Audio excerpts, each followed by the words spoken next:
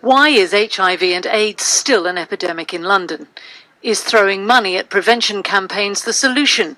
Well, not according to the NHS, which is cutting the budget by 20%, and not according to Status, the gay organisation which claims the messages given out are too soft and are afraid to address the real problems.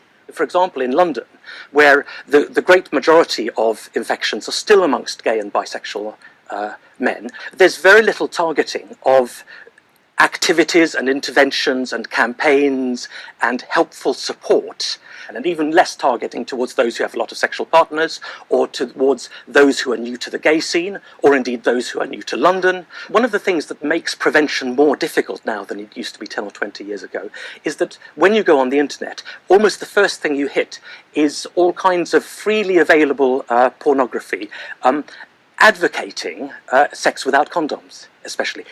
And you can imagine that to somebody just starting out now, that could seem perfectly normal. And remember that they're not hearing counter messages from the HIV prevention agents or the agencies that are supposed to be doing HIV prevention. There are very, very few messages saying why it's important to use a condom. Londoners account for 44% of people living in England with HIV. 28,000 people in the capital have the virus. That's 1 in every 200 Londoners. The number of people in London diagnosed with HIV has increased from 660 in 2001 to 1,480 in 2010, according to the Health Protection Agency. Amy lost her best friend to AIDS, and she agrees that prevention campaigns seem to have disappeared. I certainly don't see as much campaigning in the general world around me, in the media or on billboards or anything like that around HIV. I don't see a lot of it. Status says budget cuts are a wake-up call to AIDS charities who need to be accountable for the money they spend and need to spend it correctly. I think the criticisms are accurate in as much as we need to do much more at evaluating the impact of what we do in prevention. We can always improve, we can always do better, but this isn't either or. We've got to improve the way we do prevention, we've got to get better at it, but we also need to resource it effectively. And a cut of this magnitude is not going to enable us to improve HIV prevention services. I don't think that the organisations have been able to cope well with the money that they already have. You cut the preventative programmes and infection rates go up. But they need to be the right preventative programmes. Liz Wickham, London Tonight. So Nick Partridge, good evening to you. We heard from Status there. They're saying that this reduction in funding is a wake-up call, that the money that is being spent at the moment isn't being spent wisely. We know that we've got real challenges, particularly in London, and particularly for gay men and for Africans living in London.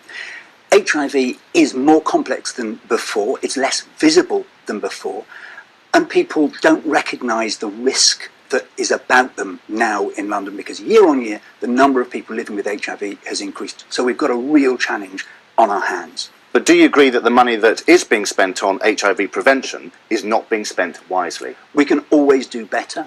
I believe that the programmes on the limited funding that we've had have been effective, have been targeted primarily at gay men, and of course that means those who are not gay don't see them as much as they can. But we're up against the internet, a multi-channel environment. It's far harder to have the impact of campaigns than we had in the late 1980s. So we've got a real job of work on. The cuts that have been announced in the last few months are a reflection of the scale of pressure that all health budgets are under in London. So we've got to do more with less funding. I have to say that if you do think you are getting it right, why is that infection rate, has it doubled over the last 10 years?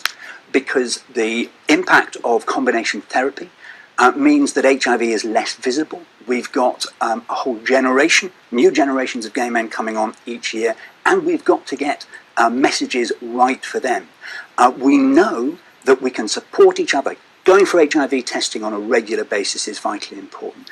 Talking about sex, we're better at having sex than talking about sex. It's for us as a community, particularly in London, to support each other in the face of this growing epidemic. How far is your campaign against HIV spreading undermined by the fact that a lot of people don't think, use my words carefully here, it's not as deadly as it used to be. When it first was in the news, we thought it was instant death if you got it. But now, by your own admission, you can live for many years with HIV. It's a more complex message.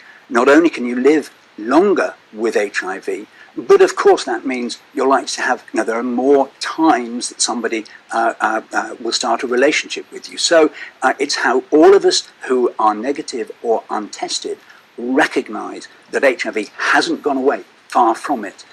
It's more important to Londoners than ever before. All right, Nick Partridge from the Terence Higgins Trust, thank you very much indeed. Thank you.